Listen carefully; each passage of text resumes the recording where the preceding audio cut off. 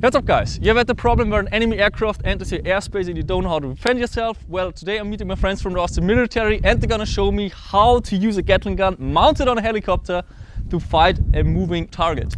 So I'm here with Captain Gucha and he's gonna give us a quick introduction. What's your unit for and what are you doing here? I'm helicopter pilot and also flight commander in the multi-role helicopter squadron. Our main purpose is to defend Austrian airspace at big operations and big events, close air support for ground troops, and recce with forward-looking infrared. Okay, sounds great. Can we have a look at the helicopters?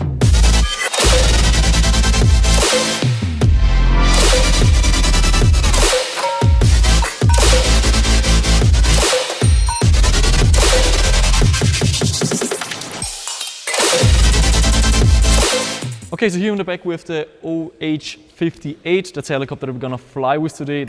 That's the helicopter we're gonna shoot with today.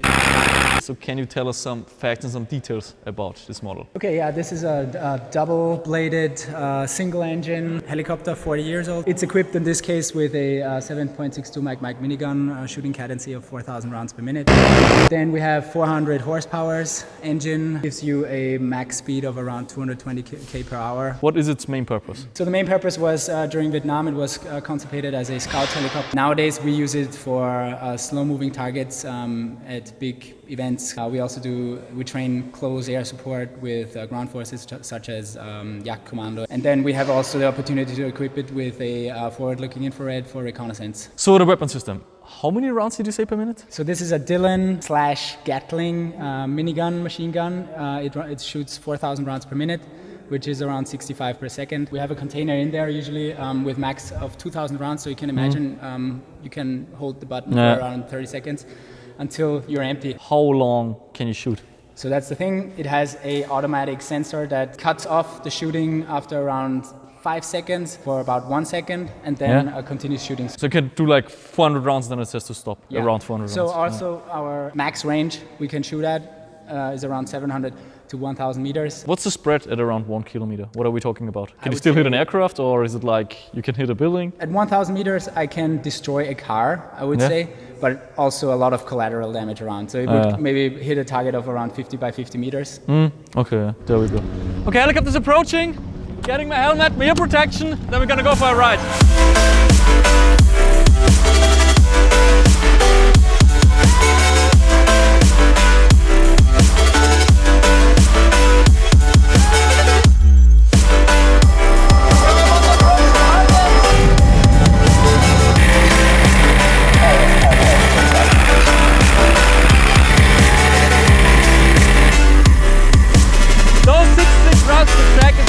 Insane, like the entire helicopter is vibrating so loud, it's very cool. I've seen a minigun in action before, it's amazing.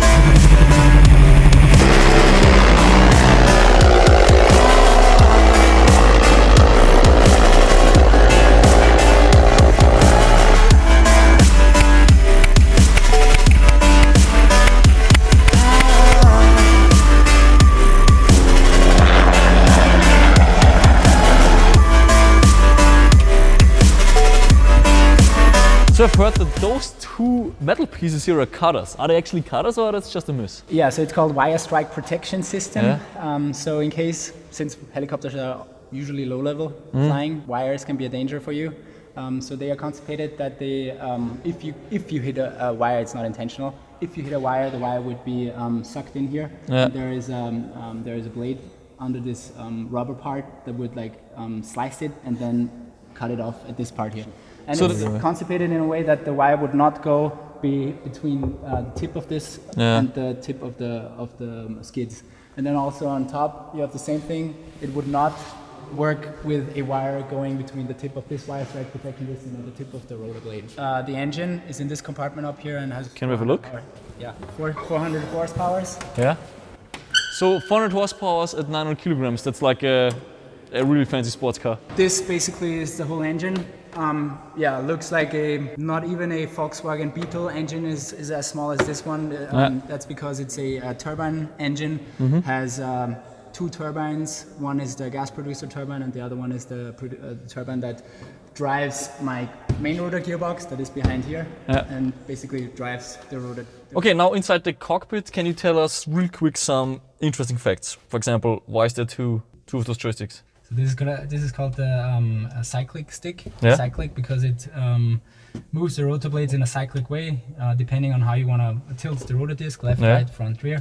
And the left pilot has also the possibility to fly it. Basically, you have everything you have on the right as the pilot flying, the non-handling pilot has on the left. Okay, so reverse system. So it's purely mechanic, right? It's connected mechanically, but there is a hydraulic system in between that helps you once the whole system is moving. Okay, there we go. And that's your optic for firing? So this is the sight which I use, which the handling pilot on the right, the pilot flies the aircraft and also shoots. Pilot on the left does only cockpit management, so radios and stuff like that, navigation. And the pilot on the right shoots and flies. So once you have, you going into your final approach for the attack, you put that in front of your eye, you have a little bore sight, a crosshair. Similar to a red dot, right? Projected on here, it's pretty much like a red dot, just like crosshairs. You basically look at it, you can then adjust the weapon up and down. And then once it's adjusted, it stays the way, and all the rest of the aiming will be done with the whole helicopter. So you use the pedals for yaw movements, and you use the cyclic stick for angles left, right, up and down. The only thing you can adjust by the minigun itself is the up down, right? Yeah, angle. And once you're shooting, you don't use the crosshair anymore because you can't. You only use the tracers. Okay.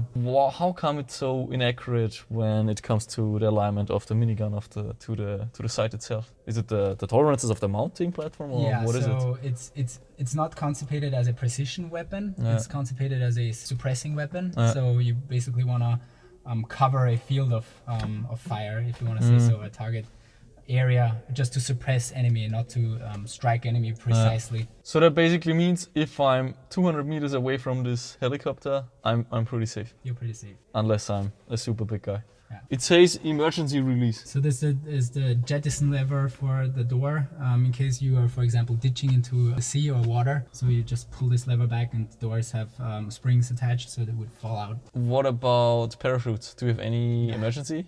If you get shot, you're... No. If you have an engine failure, you have the opportunity to auto-rotate. So it's basically a glide mechanism with which you can land the helicopter safe, because you would not fall down like a stone, you would glide.